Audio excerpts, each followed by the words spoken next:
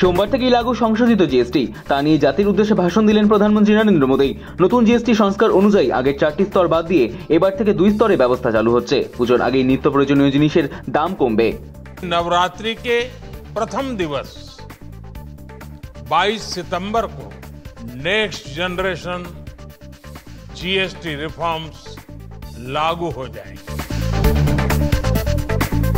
গত 11 বছরে দেশে 25 কোটি মানুষের দরিদ্রতা থেকে মুক্তি।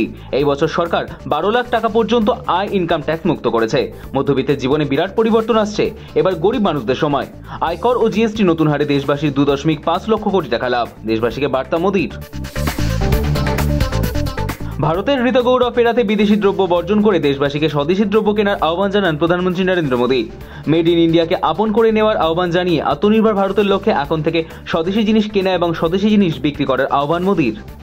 विकसित भारत के लक्ष्य तक पहुंचने के लिए हमें आत्मनिर्भरता के रास्ते पर चलना ही होगा। আমেরিকা দাদাগিরির মুখে স্বদেশী আন্দোলনের ডাক প্রধানমন্ত্রীর। জিএসটির সাশ্রয় উৎসবেরও ঘোষণা। মোদীর সাফ কথা, ভারত উৎপাদনে যখন বিশ্বসেরা হয়ে উঠবে তখনই প্রকৃত উন্নতি হবে দেশের। কেন্দ্রের কোনো কন্ট্রিবিউশন নেই, জিএসটি নিয়ে প্রধানমন্ত্রীকে কটাক্ষ মমতা বন্দ্যোপাধ্যায়ের। বাংলার মুখ্যমন্ত্রীর দাবি, কেন্দ্রের কোনো কন্ট্রিবিউশন নেই। কেন্দ্র রাজ্যের রাজনৈতিক টানাপোড়েনের মাঝেই ফের তীব্র হলো বিতর্ক। দেশ যখন ঐক্যবদ্ধ থাকে না, দেশ ভালো থাকে না। এই যে ইন্স্যুরেন্সের থেকে টাকা, এই জিএসটি কমানো না থাকা, এবং ওইটার জন্যই আমাদের রাজ্যের রেভিনিউ লোকসান হচ্ছে 900 কোটি টাকা। কর্ণাটকে আনন্দ বিধানসভা কেন্দ্রে 6,500 ভোট চুরি। রাহুল গান্ধীর অভিযোগের পরই সিট গঠন করে তদন্তের নির্দেশ দিল কর্ণাটক সরকার। সিটের তদন্তের নেতৃত্ব দেবেন রাজ্য পুলিশের অতিরিক্ত ডিজি সিআইডি। এছাড়াও 2 পুলিশ সুপার। তদন্তের রিপোর্ট আদালতে জমা দেবেন তারা। রিপোর্ট পাঠানো হবে রাজ্য সরকারের কাছেও।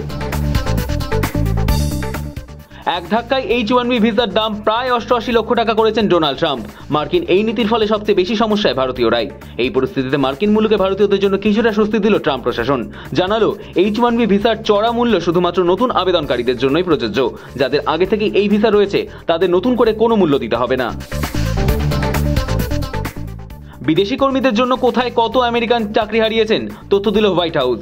আমেরিকায় 2003 সালে H-1B ভিসাধারী তথ্য প্রযুক্তি কর্মীর সংখ্যা ছিল 32%। এখন তা বেড়ে 65% পৌঁছেছে। আর বিদেশিদের কারণে চাকরি যাচ্ছে আমেরিকার ঘরের লোকের, তথ্য দিল ট্রাম্প প্রশাসন। মহালয়ের দিন বাংলাদেশে ভূমিকম্প। স্থানীয় সময় সকাল 11:49 নাগাদ কম্পন অনুভূত হয়। রিক্টার স্কেলে কম্পনের মাত্রা 4। এখনো পর্যন্ত ক্ষয়ক্ষতির কোনো খবর পাওয়া যায়নি। ভূমিকম্পে কেঁপে ওঠে মেঘালয়ও।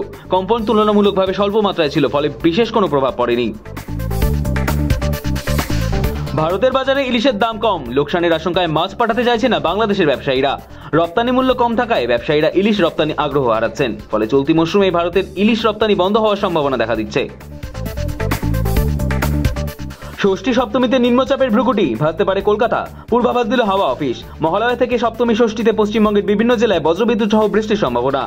কলকাতা সহ উপকূলীয় এলাকায় ঝোড়ো বৃষ্টি হওয়ার পূর্বাভাস। ফলে পুজোর দিনগুলিতে ভাসাতে পারে বৃষ্টি। এলো মন খারাপ করা পূর্বাভাস।